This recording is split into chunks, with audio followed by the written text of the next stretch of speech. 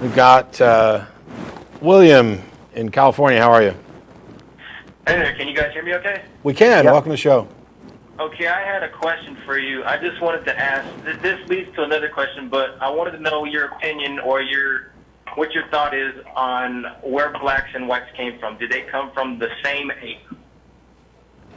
Sorry, well, I didn't hear you. I wanted to know if you feel blacks and whites came from the same ape. From the same ape? All humans share a common ancestor, so yes. Okay, so an did ape-like black and white diverge from there, and maybe perhaps one was more advanced, they evolved faster? Because I don't see them evolving the same progression. How does that happen? Okay, so I don't necessarily know what you mean, because evolution isn't a ladder. There's no goal. There's no more evolved or less evolved. So the concepts that you're talking about just don't make sense in the light of the science. How did whites and blacks, how did they diverge? How do we have blacks and how do we have whites?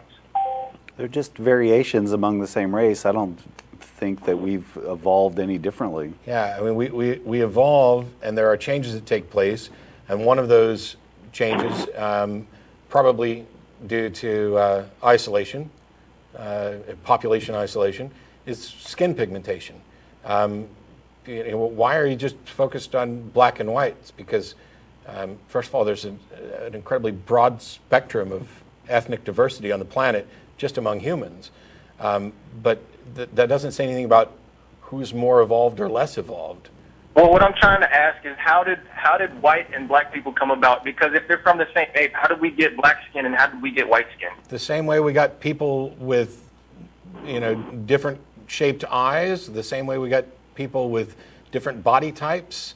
Right, diversity. We have to have a genetic code for diversity. But how did we get black and white skin if we're all from the same ape? I just told you. The same way that we got all the other changes. So you're not giving me a concrete answer. You're just saying, oh, there's just changes. Are you looking for me to say that 650,000 years ago this one tribe split off and their skin darkened, and I can't pinpoint an actual location or time, but we know from genetics that all human beings, black, white, and otherwise, share a common ancestor. How can we prevent, if someone wants to say, if history repeats itself, how can we prevent racism if everyone believes in evolution where it's just up in the air, you can just choose whatever you want to believe? You don't just choose what you want to believe. Belief's not a simple choice. Evolution has nothing to do with racism. Racism is a prejudicial view of ethnicities that are based on biases that have nothing to do with... Look. I want to give you a scenario that happened just 100 years ago. When Darwin said that the Australian Aborigines were descendants of an ape man, we had explorers go out there and they killed thousands of men. They were called skull hunters. They killed these guys and brought them back to zoos and on display for people to look. We have some of the skulls in museums. And you guys sit there and talk about the Salem witch trials, which they make recommendations for that. William. Yes. Darwin was wrong, and the people who did that were wrong. There's nothing about Would you did shut up and let me finish? They did act Would you shut up and let me finish? Go for it. There's nothing about evolution, properly understood, that leads to that. That is people coming to the wrong conclusion. Now, you compared this to, you guys want to complain about the Salem witch trials, and that's because in the Bible it specifically says, "Thou shalt not suffer a witch to live." There is nothing like that in evolution. There's nothing in the genetic code that says, "Thou shalt dislike the person whose color is different from yours." It doesn't work that way. You're comparing a scientific understanding of the diversity of life with a book that explicitly says to kill people. And you're saying, wow, to me? Well, I'm yet to see where it says in the New Testament, not the Old Testament, New Testament, because we're under a new covenant, where it says to kill people that are witches. Now, you okay. A concrete answer. So I thank you very much, and I hope you never again use mockery as far as Salem witch trials goes in your argument. William, I'm getting ready to mock you mercilessly. Go for it. Why on earth do you just want to toss out the Old Testament? That's where your creation myth comes from. That's where original sin comes from. Was your God just wrong in all of the Old Testament when he sanctioned slavery and the killings? Was he a psychopath who got better in the New Testament? Why do you get to throw out the majority of your book? Because it's inconvenient for you.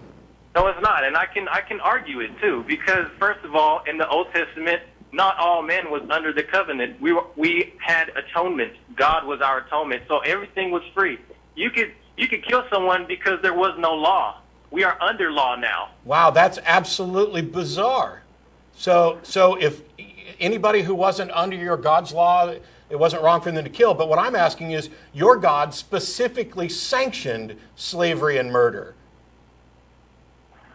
No, he didn't. How?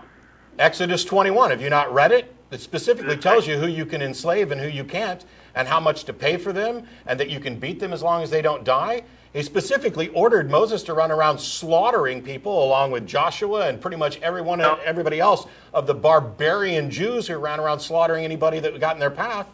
Your God, according to the Bible that you like, or not the part that you like, because you only like the New Testament, but in the Old Testament, your God specifically sanctioned those things, including slaughtering entire peoples and keeping all the virgin girls for yourselves. You know, those arguments right there, I've argued so long. You could go for days just arguing because it's all context. You have to take it in the right context. Okay, so you're saying there's some context in which it's okay to own slaves, beat slaves, slaughter people, and rape virgins. There's a context for that? Let's take one at a time. Which is your argument? Is it beat slaves, own slaves? Which one is it?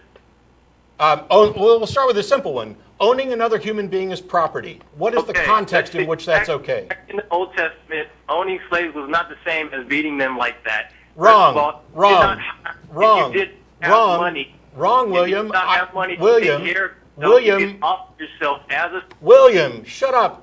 The question was owning people as property. What makes it moral?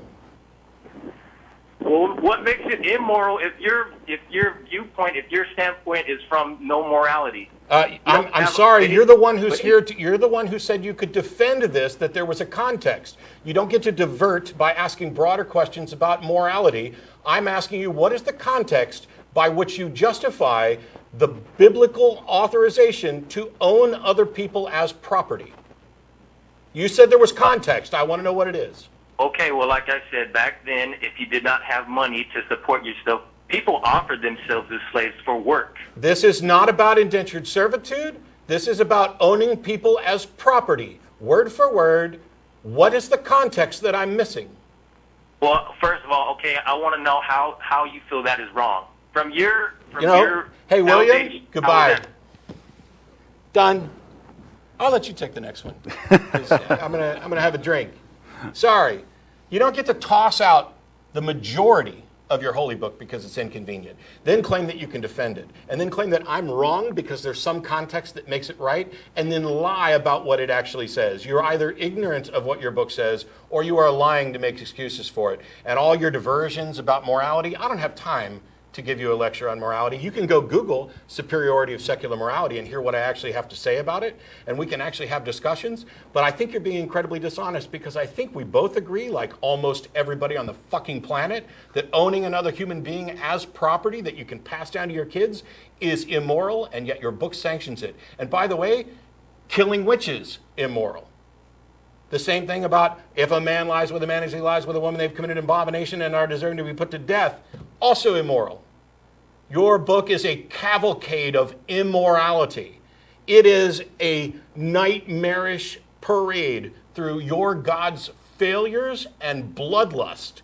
And the fact that you want to just chuck all of that inconvenience aside, hang on to original sin, the Ten Commandments, and Jesus, makes you an idiot on that subject.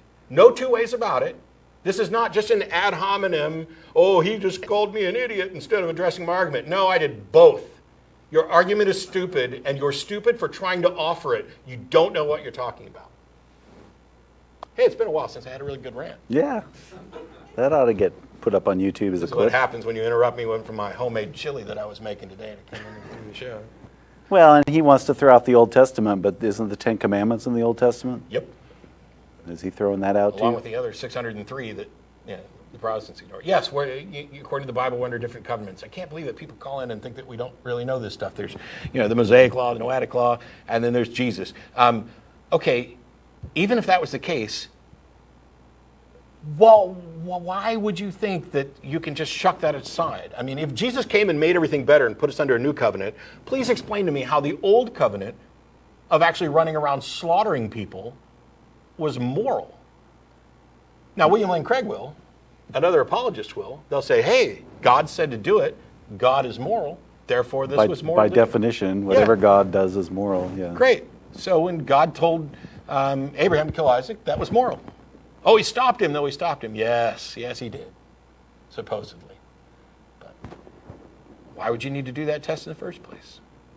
It's okay for Moses to run around killing and capturing people and keeping the virgin girls for yourselves, which they probably just did by age. I'm pretty sure they didn't do a gynecological exam on all of them to figure out who was a virgin, but it's still completely sick.